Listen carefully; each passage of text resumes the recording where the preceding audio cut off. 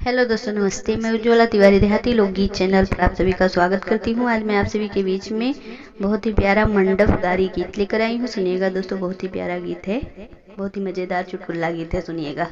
अगर आप सभी को अच्छा लगे तो लाइक शेयर सब्सक्राइब करिएगा, चैनल को प्यारा प्यारा कमेंट करिएगा। समधि कमुचिया हेते हेते हवा में उड़े गते गते। अरे समधि कमुचिया हेते हेते हवा में उड़े गते गते। उनकर बहिन कहे कटवाल सनम, उनकर फुआ कहे छटवाल सनम। ब्यूटी पार्लर में सेट करवाला सनम, ब्यूटी पार्लर में सेट करवाला सनम। अरे ओ त फिर से जमबे करी, हवा चली त उड़बे करी। अरे ओ त फिर से जमबे करी, हवा चली त उड़बे करी। न कटाइब सनम न छटाइब सनम, ना ब्यूटी पार्लर में सेट करवाइब सनम, ना ब्यूटी पार्लर में सेट करवाइब सनम। अरे ओ त फिर से जमबे करी, हवा चली त उड़बे करी। अरे ओ त फिर से जमबे करी, हवा चली त उड़बे करी। अगुआ कड़ढ़िया हेते हेते अरे हवा में उड़े देख गते गते। अगुआ कड़ढ़िया हेते हेते हवा में उड़े गते गते। उनकर बहिन कहे कटवाल सनम छटवाल सनम, ब्यूटी पार्लर में सेट करवाला सनम, ब्यूटी पार्लर में सेट करवाला सनम। अरे ओ त फिर से जमबे करी, हवा चली त उड़बे करी। अरे ओ त फिर से जमबे करी, हवा चली त उड़बे करी। न कटाइब सनम न छटाइब सनम, न ब्यूटी पार्लर में सेट करवाइब सनम, न ब्यूटी पार्लर में सेट करवाइब सनम। अरे ओ त फिर से जमबे करी, हवा चली त उड़बे करी। अरे ओ त फिर से जमबे करी, हवा चली त उड़बे करी। अरे पंडित जी का चुनिया हेते हेते हवा में उड़े गते गते। पंडित जी का चुन्नी हेते हेते हवा में उड़े गते गते। उनकर बहिन कहे कटवाल सनम छटवाल सनम, उनकर फुआ कहे कटवाल सनम छटवाल सनम।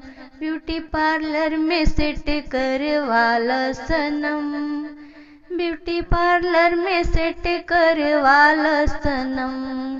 अरे ओ त फिर से जमबे करी, हवा चली त उड़बे करी। अरे ओ त फिर से जमबे करी, हवा चली त उड़बे करी। न कटाइब सनम न छटाइब सनम, ना ब्यूटी पार्लर में सेट करवाइब सनम, ना ब्यूटी पार्लर में सेट करवाइब सनम। अरे ओ त फिर से जमबे करी, हवा चली त उड़बे करी। अरे ओ त फिर से जमबे करी, हवा चली त उड़बे करी। अरे दुल्हा का जुल्फी हेते हेते हवा में उड़े देख गते गते। दुल्हा का जुल्फी हेते हेते हवा में उड़े गते गते।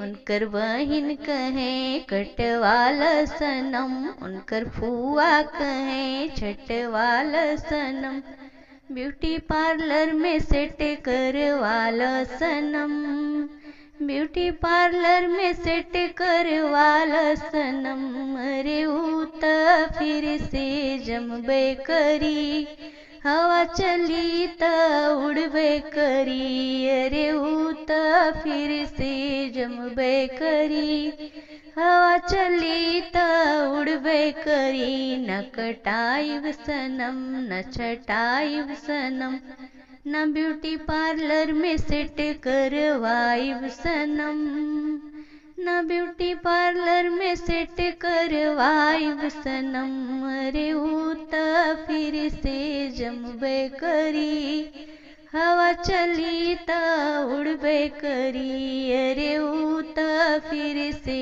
जमबे करी, हवा चली त उड़बे करी। अरे भसुरु कमुचिया हेते हेते हवा में उड़े गते गते, उनकर बहिन कहे कटवाला सनम चटवाला सनम, ब्यूटी पार्लर में सेट करवाला सनम, ब्यूटी पार्लर में सेट करवाला सनम, अरे ऊ त फिर से जमबे करी, हवा चली त उड़बे करी, अरे ऊ त फिर से जमबे करी, हवा चली त उड़बे करी, न कटाइब सनम न छटाइब सनम, न ब्यूटी पार्लर में सेट करवाइब सनम, न ब्यूटी पार्लर में सेट करवाइब सनम, अरे ऊ त फिर से जमबे करी, हवा चली त उड़बे करी, अरे ऊ त फिर से जमबे करी, हवा चली त उड़बे करी। मज़ेदार मंडप गाली गीत आप सभी को कैसा लगा कमेंट बॉक्स में ज़रूर बताइएगा।